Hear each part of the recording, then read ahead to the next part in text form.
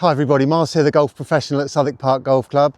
I've wanted to make a rules video for quite some time, but I was always very hesitant as I think none of us are experts, but I have brought one of our members here, Tim Pascoe, who has studied the rules, and he's going to give me some help and guidance in case I make a mistake. But what I really want to get across to you initially is that golf is a game that has to police itself, and it has to have your own honesty and integrity. Now, I think we're all very aware of that some people are playing mates rules. Now, if you're just knocking it around with your friends, having a bit of fun, I don't care what rule you play. You can throw it out on the fairway, you can play a mulligan, it doesn't matter. But there's a tipping point, and that tipping point is if you're going to put in a handicap card, then you must, with your greatest integrity, play to the rules of golf. And if you're playing in a competition or an open, probably even greater. So I'm going to use a few scenarios here and a few commonly unknown rules probably for some of you, and we're also going to use a rule that we've just brought in about taking relief on the greens. So I'm going to start with a few things that you probably are not 100% aware of. So here's my ball right next to a white out of bounds marker. I'm still in bounds, but obviously I'm hampered by the stake. What can I do and what can't I do? Here's a commonly made mistake, I would have thought. 2-shot penalty.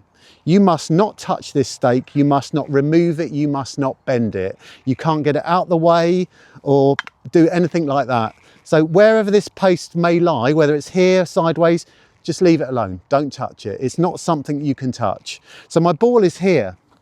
Now, realistically, I'm out on the 13th here, I'd chop it back out onto the fairway with my sand iron. I could be potentially just this side of the post unplayable. So what would I do then? I'd have to take an unplayable lie and drop it 2 club lengths no nearer the hole, and I'd use my longest club for that. So we'd mark the ball and move that out 2 spaces and then drop somewhere around here. So I'm going to move on to some other things, but I bet that's one you didn't know for a lot of people, that you cannot touch or interfere with a white out of bounds marker. Okay, let's move on from an unmovable obstruction to a potentially movable one. So this is obviously a yardage marker, and why could I potentially move it? Now, does it interfere with my stance, my swing, or my lie? In this instance, it definitely interferes with my swing as I'm trying to go towards the green there. So my option, this is a movable obstruction. I must take it out, move it and play my shot. Now, I could probably have a think about now, does it interfere with my swing if I was digging down into this metal plate? But it doesn't. So I take my stance and carry on as normal. So that's a movable obstruction. Big spectator crowd watching. Yeah, look, here's something that you would have definitely seen while watching tour golf. A ball comes into the crowd and comes to rest on someone's picnic rug or something like that. Now, there are some scenarios where this could happen to you if it's come onto your mate's jumper or potentially gone into his golf bag or something. The same rule would apply. So obviously I can take relief from this, and I'm going to do it in the best way possible by marking the point underneath that ball. And then I would be able to take relief using my longest club. In this instance, I could get myself back potentially to the edge of the fairway. So sometimes knowing the rules is crucial for you to gain some small advantage within the rules. And as Tim was talking to me about earlier, there are occasions where someone's going to tell you a rule. This is the rule, what you do here. And you go, right, yep, sorry, I'll do that. And it's wrong, and you're probably being penalised for it. So studying these rules is definitely worth a little bit of bedtime reading. Okay, here's a slightly unusual one for you. So you probably can't see it here, but these are animal scrapings, and my ball has just trickled off the edge lip of the bunker and dropped down into this animal scraping. Now, I'm in a lot of trouble here, obviously. Can I get any help? Only a very tiny bit.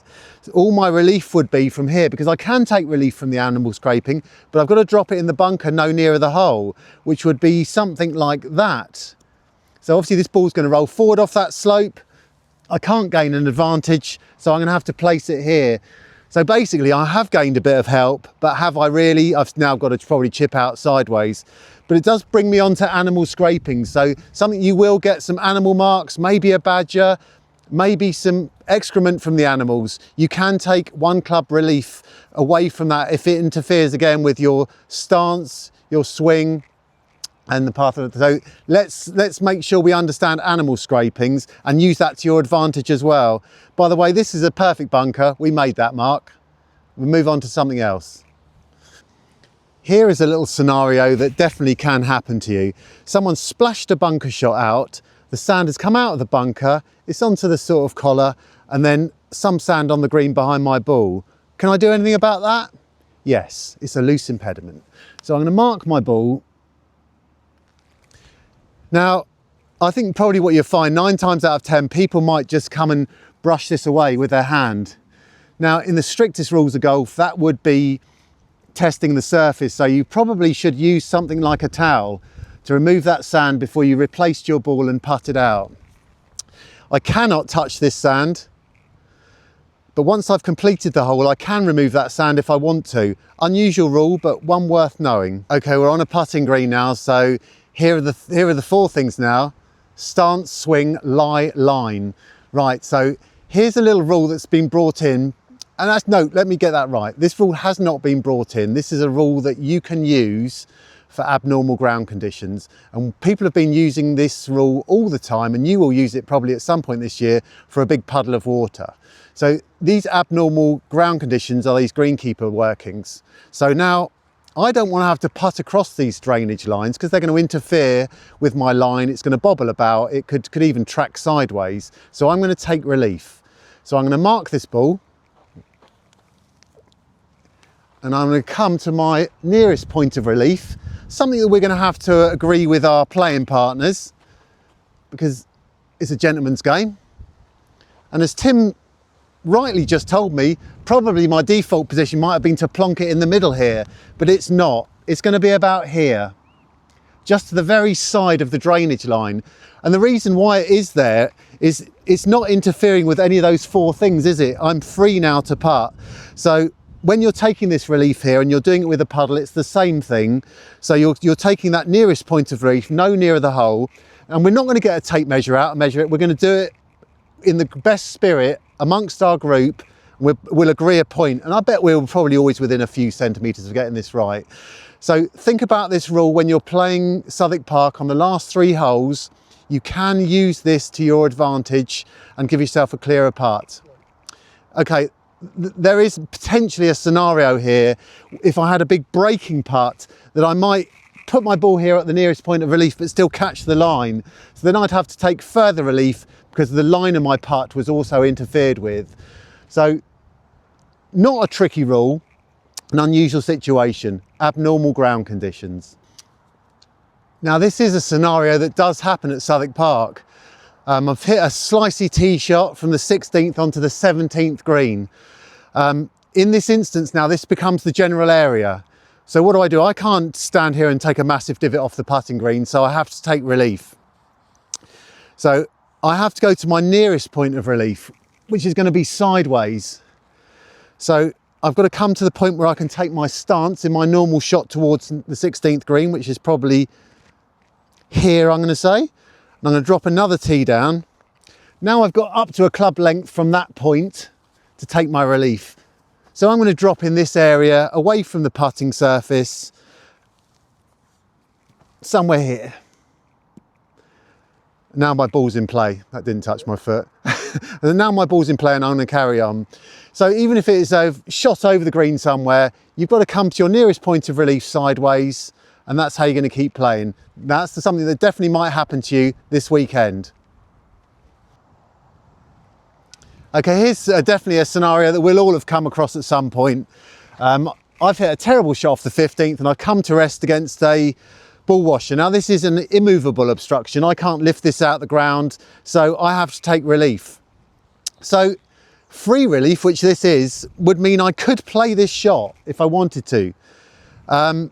You've got to assess that situation and decide if it's the right thing to do for you. Obviously in this situation, it's not, so I'm going to take relief.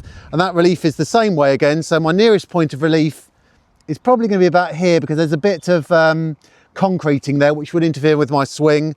And then I've got the club length to that point, no nearer the hole, taking complete relief, and I can make that drop around here.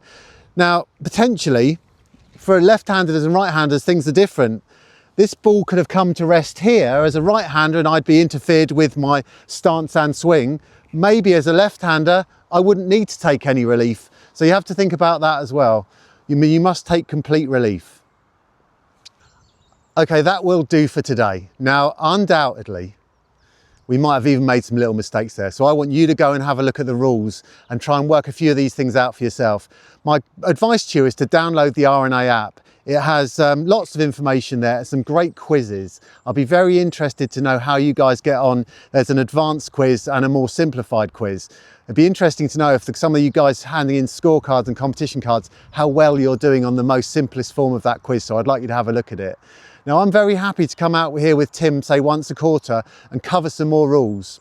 There are so many. I definitely don't know them all, but it is our obligation to start to try and learn these rules if we're putting in scoring cards. So if there's anything that you would like to cover, you know, in our heads, we're going to cover red and yellow stakes, water hazards, all those other scenarios that you might, you know, the teeing ground, what are the differences? But just for now, take on board a little bit of what we've told you. It might just trigger you a bit of food for thought about learning a bit more about the rules. And I'll go back to the very start of my video again. If you're just knocking it around with your friends and you're not putting in competition cards, do whatever you like. Make golf as fun as you can. That moment you put in a scoring card, then it is your duty to police golf and do it correctly. You would have all seen tour scenarios where someone's gone, sorry guys, I've moved an impediment or something and called a penalty on themselves. It's beautiful. It's how the way that golf should work. So yeah, thanks all for watching and I hope you've enjoyed the first of this little series of rules. See you all again next week. So you can see in this swing here, this is back in position.